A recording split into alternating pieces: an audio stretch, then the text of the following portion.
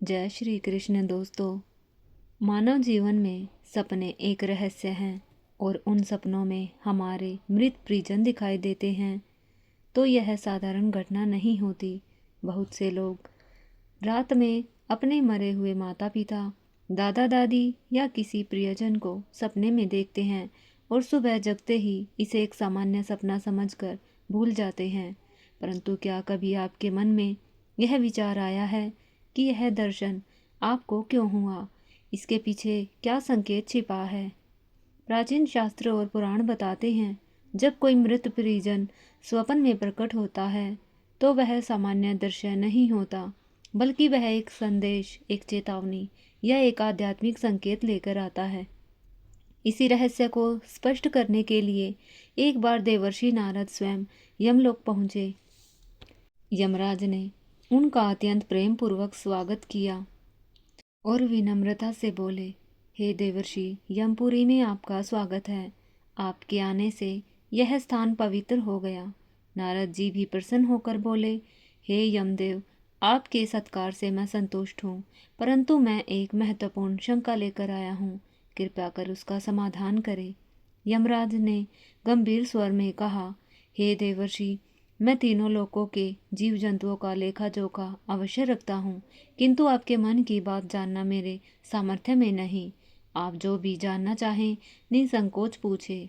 तब नारद जी बोले, हे धर्मराज, पृथ्वी लोक के भ्रमण में मैंने अनेक विचित्र प्राणियों, पिशाच, प्रेत, कुमांड, बेताल, पिशाचनी को जंगल में भटकते देखा है, जो मनुष्य को कष्ट देते हैं। यह दुष्ट शक्तियाँ मनुष्यों को सताती हैं और मेरे मन में एक प्रश्न लगातार उठता है। मनुष्य जब अपने मृत परिजनों को सपने में देखता है तो इसका क्या अर्थ होता है? यह सपना मात्र स्वप्न नहीं, बल्कि कौन सा संदेश होता है? नारद जी के गंभीर प्रश्नों को सुनकर यमराज कुछ क्षण मौन रहे, फिर अत्यंत धीमे स्वर में बोले, हे देवर्षि, आपने मानव जाति के कल्याण के लिए आदर्श प्रश्न किया है। आपके हर प्रश्न का उत्तर मैं अवश्य दूंगा, परंतु उससे पहले मैं आपको एक दिव्य, अत्यंत पवित्र कथा सुनाऊंगा। इस कथा में वह रहस्य छिपा है जिसे जानने मात्र से मनुष्य के 32 गंभीर अपराध भी नष्ट हो जाते हैं।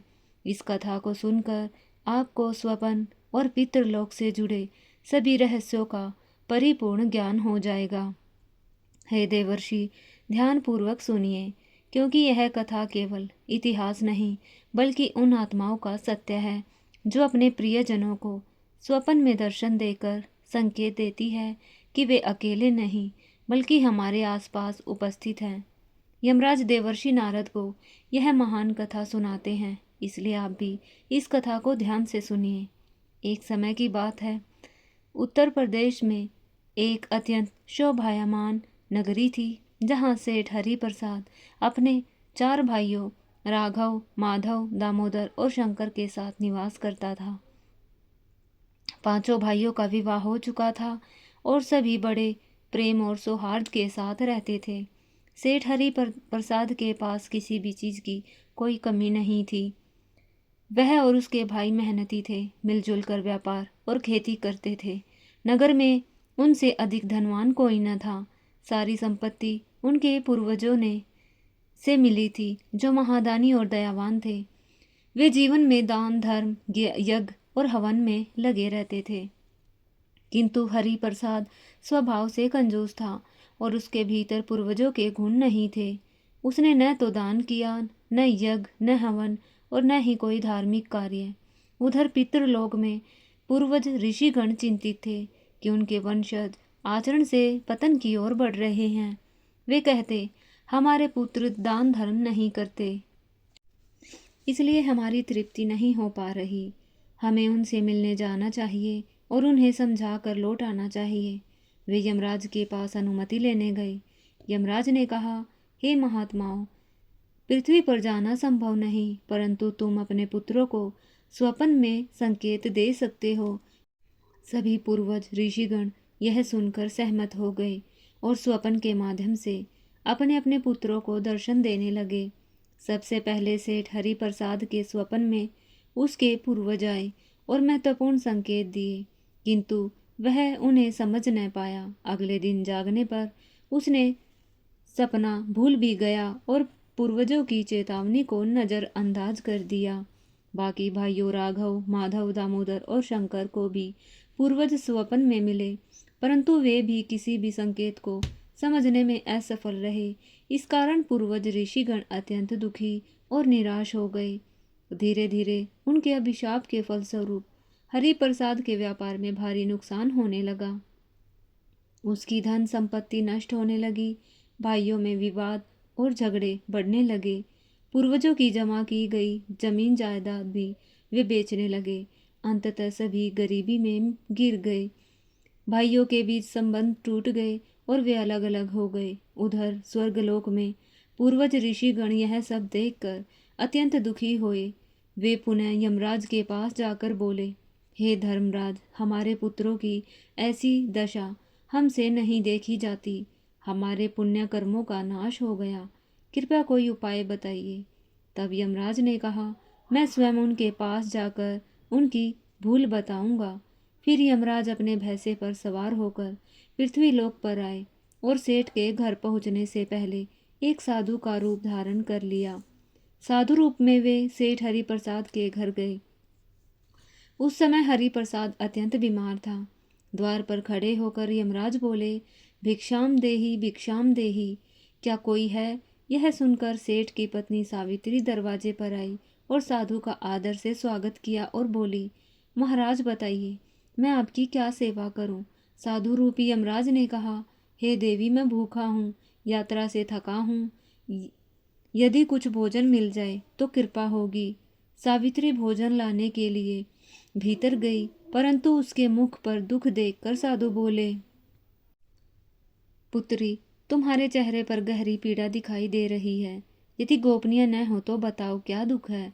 सावित्री बोली, महाराज, पहले हम अत्यंत धनवान थे।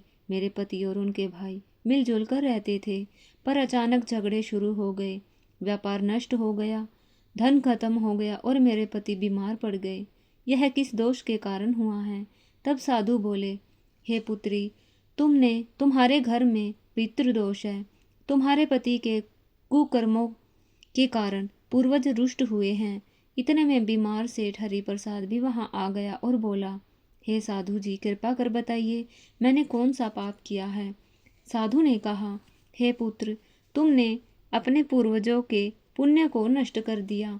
तुम लोगों ने दान नहीं किया, न श्राद्ध न तर्पण। तुम्हारे पूर्वज सपनों में आए, पर तुमने उनके संकेतों की अवहेलना की। इसी कारण तुम्हारा वैभव नष्ट हुआ। साधु के ये वचन सुनकर हरिप्रसाद को स्मरण होने लगा कि वास्तव में उसने अपने सपनों में पूर्वजों के दर्शन देखे थे, परंतु वह कुछ समझ नहीं पाया। हरिप्रसाद ने पूछा, हे महात्मा, कृपया बताइए कि सपने में पूर्वज दिखाई देने पर कौन कौन से संकेत मिलते हैं? तब साधु रूपी यमराज बोले, हे पुत्र, ध्यान से सुनो। और उन्होंने पूर्वजों के सभी संकेत बताए। यदि पूर्वज सपने में भूखे प्यासे दिखे तो इसका अर्थ है कि वे प्रेत योनि में भटक रहे हैं, क्योंकि उनका श्राद्ध और तर्पण नहीं हुआ। यदि वे जंजीरों में बंधे दिखे तो वे मुक्ति न मिलने के बंधन में हैं। यदि वे फटे वस्त्रों में हो तो वे अत्यंत पीड़ित हैं। यदि वे कुछ मांगते हुए दिखे तो उनकी कोई अधूरी इच्छा है जिसे पूर्ण करना आवश्यक है। यदि वे सिर पर हाथ फेरे तो यह अत्यंत शुभ संकेत है कि वे प्रसन्न हैं। यदि स्वप्न में वे अचानक अदृश्य हो जाएं तो संकट का सूचक है। यदि वे क्रोधित दिखे तो यह चेतावनी है कि तुम्हें अपने कर्म सुधारने चाहिए। यदि वे रोते दिखें तो यह बड़े संकट का संकेत है। यदि पूर्वज तेजस्वी और प्रसन्न दिखे तो इसका अर्थ है कि उन्हें मुक्ति मिल चुकी है और वे प्रसन्न हैं। यदि पितृपक्ष में स्वप्न में घोड़ा, हाथी, बैल या किसी अन्य स्वरूप में दिखे तो इसका अर्थ है कि वे अभी भी भटके हुए हैं। और यदि कोई जानवर मनुष्य की तरह बोलता दिखे तो समझ जाओ कि पितरों की आत्मा अशांत है और तत्काल पिंडदान तर्पण करना चाहिए। इन सभी संकेतों को बताकर महात्मा वशिष्ठ यमराज ने कहा, हे पुत्र, यदि तुम अपने सपनों में ऐसे संकेत देख चुके हो तो तुरंत अपने पितरों के लिए श्राद्ध, तर्पण और दान करो। तभी तुम्हारे जीवन के कष्ट दूर होंगे। साधु की बात सुनकर हरि प्रसाद को अपनी गलती का गहरा एहसास हुआ। वह तत्काल अपने भाइयों राघव, माधव, दामोदर और शंकर के पास गया और साधु द्वारा कही सारी बातें उन्हें बता दी। सभी भाइयों की बुद्धि जागृत हुई और उन्हें समझ आने लगा कि उनके पूर्वज सच में उन्हें सपने में चेतावनी दे रहे थे। दोस्तों, यदि आज की यह दिव्य कथा आपके हृदय को छू गई हो, यदि आपके पितरों के संकेत और उनके आशीर्वाद का यह रहस्य समझ में आया हो, तो इस वीडियो को लाइक ज़रूर करें।